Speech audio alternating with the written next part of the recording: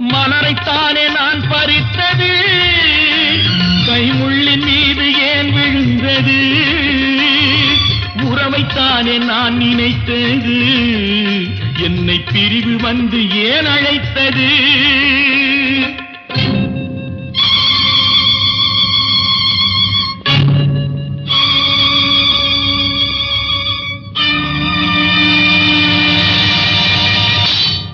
எழுதுங்கள் என் கல்லறையில் அவள் இரக்கமில்லாதவள் என்று, பாடுங்கள் என் கல்லறையில் இவன் பைத்தியக்காரன் என்று. கண்கள் தீட்டும் காதல் என்பது அது கண்ணில் நீரை வரவழைப்பது, பெண்கள் காட்டும் அன்பு என்பது நம்மை பித்தனாக்கி அலைய வைப்பது.